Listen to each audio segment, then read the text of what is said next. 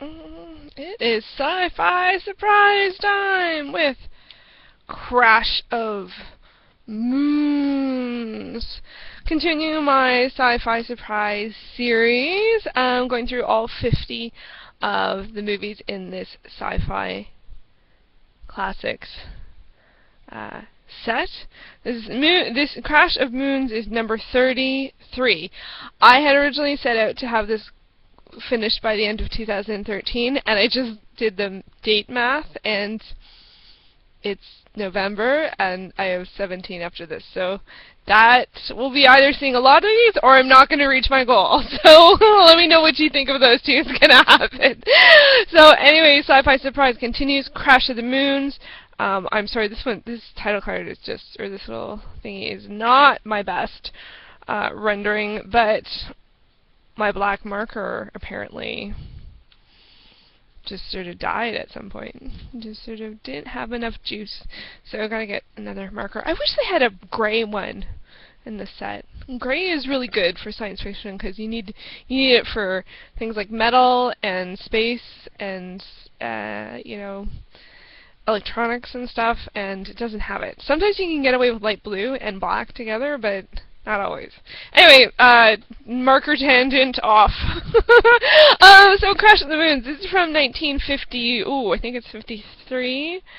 And it's another Rocky Jones movie. I watched another one, Menace from Outer Space, early in the Sci-Fi Surprise series, and I was not impressed. So I was a little worried going in and realizing, even from the title, I'm kind of like, I bet this is one of those, serials, and it is. It's a Rocky Jones one. It's funny because it actually comes after Menace from Outer Space, but I like this one better, but it felt like it was before, and it is actually technically, it's kind of technically a TV movie, technically, but it's actually 3 episodes of a TV show put together in a movie, and it feels like that. It feels like a serial. It feels like there was probably something before and also promptly something after, but this series, these 3 episodes and/or movie, or as well as the movie, follow this Crash of the Moons, and it's kind of funny. I actually thought the idea was pretty interesting. Oh, okay, my cat wants to jump on me.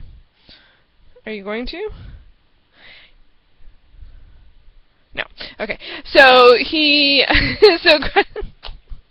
like that was a tease for a possible cat moment. He might appear at some point. Yeah, so this had actually a pretty interesting idea, but also totally ridiculous as well. And the idea is there's these 2 moons that circle each other, and for some reason they decide to put a space station and surprise Rocky about a space station being in the middle, but it's in the what do they call it? The atmosphere stream in between the 2 moons, and therefore the space station would be destroyed. Anyway, so I thought that was actually interesting because actually a moon is something, or like the moon is a satellite, and what it means is it's something that circles a planet. So I was intellectually thinking, is it even possible? Are these actually moons if they circle each other? And are they actually circling each other, or is there something else to describe that force? Because are they chasing each other, or are they or are they just spinning, or are they actually spinning and spinning? Anyway, so I started thinking about that, and I was like trying to pull back my memory from my astronomy class, and ironically in the movie I threw out my notes, but of course the information is available, but I just thought about it, I didn't look it up. But it got me thinking, so that was impressive, although it was kind of hilarious that it's actually Rocky Jones that figures out that there's a problem, as opposed to the professor, therefore lending a hand to that. There is a sort of theme there that the practical, experienced person is smarter than the academic. I might be reading too much into it, but that's what I got from that, or at least it's sort of a gung-ho, when you're out there and you're really doing stuff, how things work kind of thing. And I understand that perspective. But it is, the other thing about these movies is they're kids' movies. It's very clear message of what's going on. It's sort of got very pretty, old school 50s family values stuff. There are actually some women characters in it, but the ones that are sort of on the, positive or proactive side are like the moms and the secretary in this futuristic world.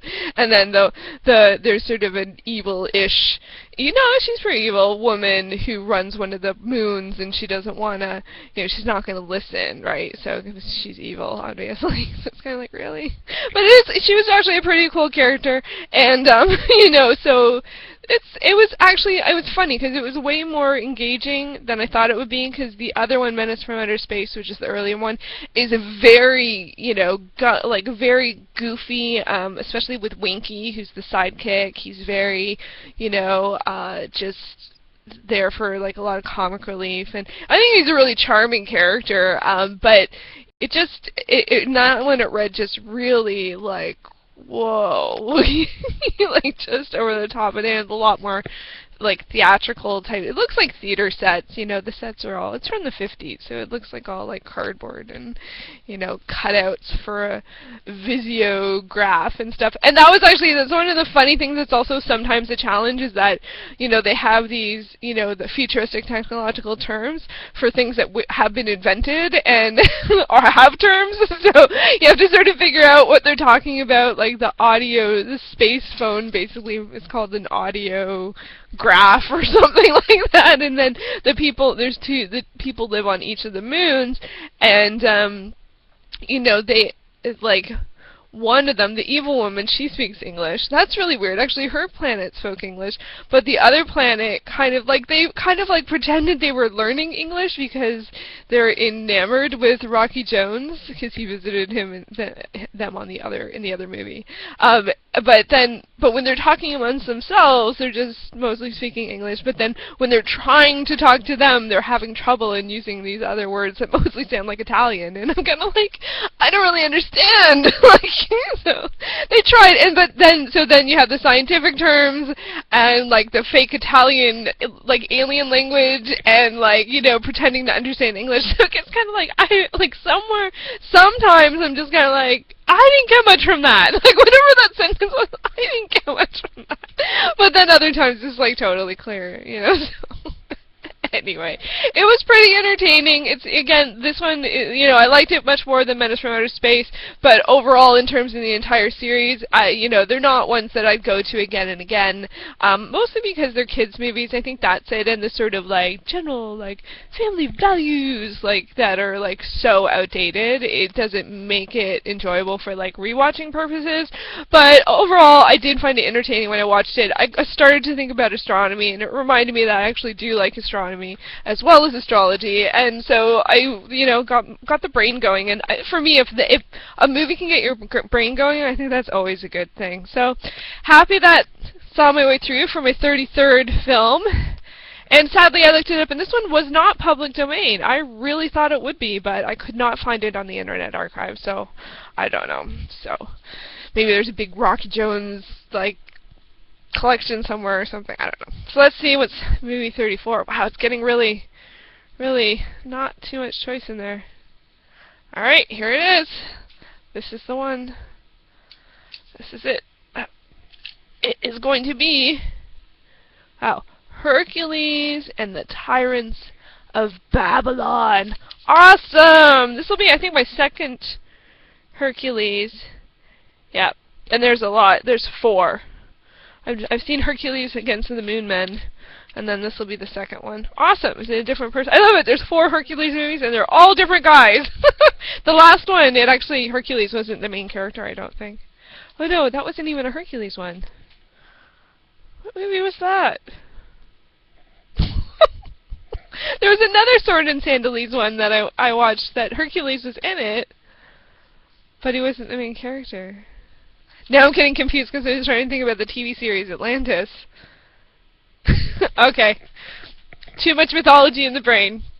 So, 33, not bad. Not it's not a rewatcher for me, but that's not necessarily what... Oh, is it science fiction? Yes, obviously it's science fiction. It's set in space. Rocky Jones, like, pilots a rocket ship, and there's a space station, and there's moons, and it's all in outer space. I don't even know what galaxy it's in. They even say sort of like we aren't home or something, just to let you know, like it's far away somewhere. So, yes, science fiction, I forgot. And the audiovisual quality wasn't bad. You know, it was fine. The audio was fine. The visual had some blurby, you know, like bits, but, you know, no big deal. And it was black and white, which is totally fine with me. I like black and white movies, so.